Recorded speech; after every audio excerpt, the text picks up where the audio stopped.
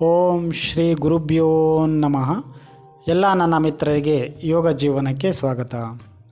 ನಮ್ಮ ಪ್ರಾಚೀನ ಕಾಲದ ಭರ್ತೃಹರಿ ಎಂಬ ಕವಿ ಋಷಿಯೊಬ್ಬರು ವಿದ್ಯೆಯ ಕುರಿತು ಮಹತ್ವವಾದ ಸಂದೇಶವನ್ನು ಪ್ರಪಂಚಕ್ಕೆ ಕೊಟ್ಟಿದ್ದಾರೆ.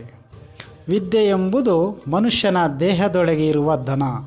ಅಪಹರಿಸ ಬಂದವನ ಕಣ್ಣಿಗೆ ಅದು ಬೀಳುವುದೇ ಇಲ್ಲ. ಯಾವಾಗಲೂ ಅದು ಒಂದು ರೀತಿಯಲ್ಲಿ ಸುಖವನ್ನು ಹೆಚ್ಚಿಸುವುದು. ಪ್ರತಿದಿನವೂ ಬೇಡಿದವರಿಗೆ ಕೊಟ್ಟರೂ ತಾನು ಅಭಿವೃದ್ಧಿಯನ್ನೇ ಹೊಂದುವುದು. ಪ್ರಳಯ ಕಾಲದಲ್ಲಿಯೂ ಅದು ನಾಶ ಹೊಂದುವುದಿಲ್ಲ. ಅಂತಹ ಅಂತರ್ಧನ ಅಂದರೆ ವಿದ್ಯೆ ಯಾರಲ್ಲಿರುವುದೋ ಅವರೊಡನೆ ಸ್ಪರ್ಧೆ ಮಾಡಲು ಸಾಧ್ಯವಿಲ್ಲ. ಆದ್ದರಿಂದಲೇ ವಿದ್ಯೆಯನ್ನು ಗಳಿಸಬೇಕು, ಅದೇ ನಮ್ಮನ್ನು ಕಡೆಯವರೆಗೂ ಕಾಯುತ್ತದೆ ಎಂಬ ಮಹತ್ವವಾದ ಸಂದೇಶವನ್ನು ನೆನಪು ಮಾಡಿಕೊಳ್ಳುತ್ತಾ ಈ ದಿನ ಒಂದಷ್ಟು ಸಾಧನೆಯ ಕಡೆ ಗಮನವನ್ನು ಹರಿಸೋಣ.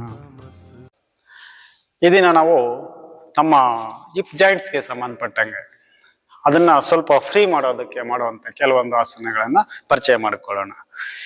ಹಿಪ್ ಜಾಯಿಂಟ್ಸ್ ನಮಗೆ ಈ ಮತ್ತೆ ಸೊಂಟ ಮತ್ತೆ ಈ ತೊಡೆ ಭಾಗಗಳು ಇವು ಜಾಯಿಂಟ್ಸ್ ಆಗುವಂಥ ಜಾಗ. ಇವುಗಳೆಲ್ಲ ಒಂದು ಸ್ವಲ್ಪ ಫ್ರೀ ಇದ್ದಾಗ ನಾವು ಬಗ್ಗೋದಕ್ಕೆ, ಎದ್ದೇಳೋದಕ್ಕೆ, ಓಡಾಡೋದಕ್ಕೆಲ್ಲ ಕೆಲಸ ಮಾಡೋದಕ್ಕೆ ತುಂಬ ಸುಲಭವಾಗಿರುತ್ತೆ. ಈಗ ಅದಕ್ಕೆ ಸಂಬಂಧಪಟ್ಟಂಗೆ ಕೆಲವೊಂದು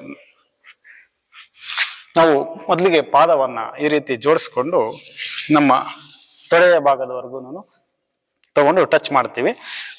ನಾವು ಕೆಳಗಡೆ ಪಾದವನ್ನು ಕೈಗಳಿಂದ ಈ ಥರ ಲಾಕ್ ಮಾಡಿ ತೊಡೆಗಳ ಭಾಗವನ್ನು ಸ್ವಲ್ಪ ಶೇಕ್ ಮಾಡ್ತಾ ಹೋಗೋದು. ಪತಂಗಾಸನ, ಪತಂಗ ಚಿಟ್ಟೆ ಈ ಥರ ಹಾರವಾಗಿ ಈ ಥರ ಮಾಡುತ್ತಲ್ವ, ಅದೇ ಥರ ಪತಂಗಾಸನ ಅಂತ. ಎಷ್ಟೊತ್ತಾಗುತ್ತೋ ಅಷ್ಟೊತ್ತು ನಾವು ಈ ಥರ ನಾವು ಮಾಡೋದ್ರಿಂದ ನಮ್ಗೆ ಹಿಪ್ ಜಾಯಿಂಟ್ಸ್ ಒಂದಷ್ಟು ಫ್ರೀ ಆಗ್ತಾ ಹೋಗುತ್ತೆ. ಇದಾದ್ಮೇಲೆ ನಾವು ಕೈಗಳಿಂದ ಸ್ವಲ್ಪ ನೆಲದ ಕಡೆ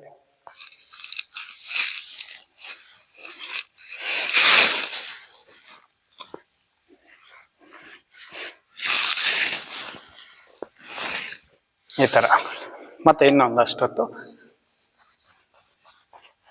ಬಟರ್ಫ್ಲೈ ಆಸನ.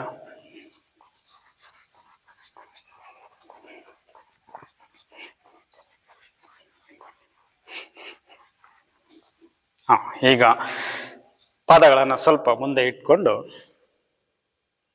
ಒಂದೆಡೆಯಷ್ಟು ದೂರದಲ್ಲಿ ಈ ಥರನೇ ಇಟ್ಕೊಂಡು ನಮ್ಮ ಪುಷ್ಟದ ಭಾಗವನ್ನು ನಾವು ಪಾದದ ಮೇಲೆ ಕೂರಿಸೋ ಥರ ಮುಂದೆ ಬರ್ತೀವಿ. ಈ ರೀತಿಯಲ್ಲಿ ಕೈಗಳನ್ನು ಆ ಕಡೆ ಈ ಕಡೆ ಸ್ವಲ್ಪ ಸಪೋರ್ಟ್ ಕೊಟ್ಕೊಂಡು ಈ ರೀತಿ ಕೂತ್ಕೊಳ್ತೀವಿ. ಪೂರ್ತಿ ದೇಹ ಈಗ ಪಾದದ ಒಂದು ಭಾಗದ ಮೇಲೆ ನಿಂತಿರುತ್ತೆ. ಪಾದಗಳಿಗೂ ಬಲ ಸಿಗ್ತಾ ಇರುತ್ತೆ. ಈಗ ಈ ರೀತಿ ನಾವು ಒಂದು 2-3 ನಿಮಿಷ ಕೂತ್ಕೋಬಹುದು.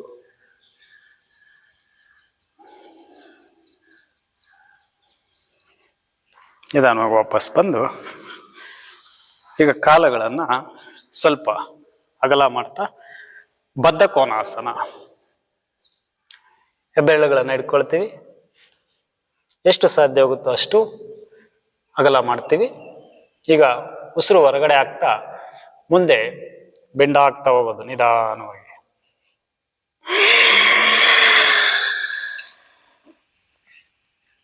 ಮೊಣಕೈಗಳನ್ನು ಸ್ವಲ್ಪ ಬೆಂಡ್ ಮಾಡಿಕೊಂಡಾಗ ಇನ್ನಷ್ಟು ಸ್ವಲ್ಪ ಮುಂದೆ ಹೋಗೋದಕ್ಕೆ ಸಾಧ್ಯವಾಗುತ್ತೆ.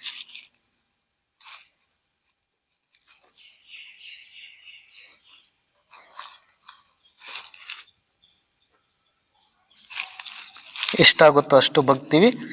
ಹಾಗೆ ಅಲ್ಲೇ ಒಂದು ಸ್ವಲ್ಪ 2-3 ಬಾರಿ ಉಸಿರಾಟ ಮಾಡಿ ನಿಧಾನ ವಾಪಸ್ ಬರ್ತೀವಿ. ಕಾಲುಗಳನ್ನು ಹತ್ರ ತಂದು ರಿಲ್ಯಾಕ್ಸ್ ಮಾಡ್ಕೊಳ್ಳೋಣ. ಸ್ವಲ್ಪ ಕಾಲುಗಳನ್ನೆಲ್ಲೂ ಫ್ರೀ ಮಾಡ್ಕೊಳ್ತಾ ಇದ್ರೆ ಅವು ರಿಲ್ಯಾಕ್ಸ್ ಆಗುತ್ತೆ. ಮತ್ತೆ ಕೈಗಳನ್ನು ಈ ಥರ ಹಿಂದೆ ಊರ್ಕೊಂಡಾಗ ದೇಹ ಪೂರ್ತಿ ವಿಶ್ರಾಂತಿಯನ್ನು ಪಡ್ಕೊಳ್ಳುತ್ತೆ.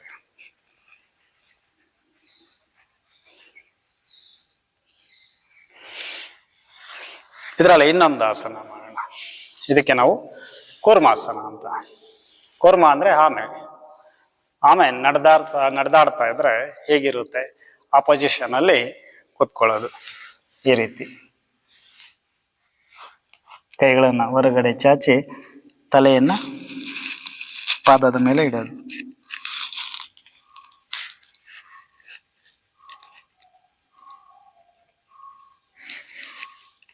ಈ ರೀತಿ ಇರುತ್ತಲ್ವಾ, ಆಮೆ ನಡೆದಾಡ್ತಾ ಇದ್ರೆ ಈ ಪೊಸಿಷನ್ ಅಲ್ಲಿ ಇರುತ್ತೆ. ಈಗ ಕೆಲವೊಂದು ಸಮಯದಲ್ಲಿ ಆಮೆ ತನ್ನ ಕೈ ಕಾಲುಗಳನ್ನೆಲ್ಲ ಒಳಗಡೆ ಎಳ್ಕೊಂಡ್ಬಿಡುತ್ತೆ. ಈ ರೀತಿ ಕಾಲುಗಳನ್ನು ಅಂದ್ರೆ ಮುಖನೂ ಒಳಗಡೆ ಎಳ್ಕೊಂಡ್ಬಿಡುತ್ತೆ. ಆ ರೀತಿಯಲ್ಲಿ ಕೈಗಳನ್ನು ಹಿಂದೆ ಲಾಕ್ ಮಾಡ್ತೀವಿ. ಮುಖ ನಮ್ಮ ನೆತ್ತಿಯ ಭಾಗವನ್ನ ಪಾದಗಳ ಹತ್ರ ಇಟ್ಟಿರ್ತೀವಿ.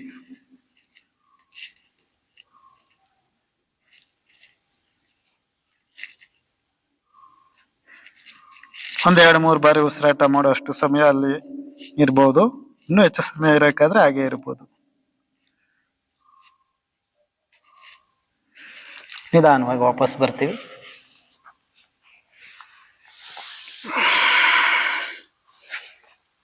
ಆರಾಮಾಗಿ ಕಾಲುಗಳನ್ನೆಲ್ಲ ಸ್ವಲ್ಪ ಒತ್ಕೊಂಡು ರಕ್ತ ಪರಿಚಲನೆ ಮಾಡಿಕೊಂಡು ಆರಾಮಾಗಿ ಕೂತ್ಕೊಳ್ತೀವಿ.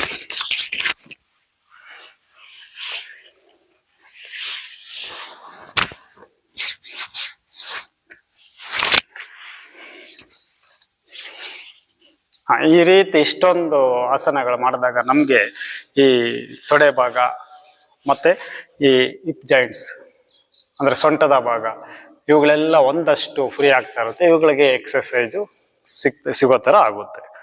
ಮತ್ತೆ ಮುಂದಿನ ಒಂದು ಭಾಗದಲ್ಲಿ ಇನ್ನಷ್ಟು ಬೇರೆ ಬೇರೆ ಆಸನಗಳನ್ನು ಪರಿಚಯ ಮಾಡ್ಕೊಳ್ಳೋಣಂತೆ.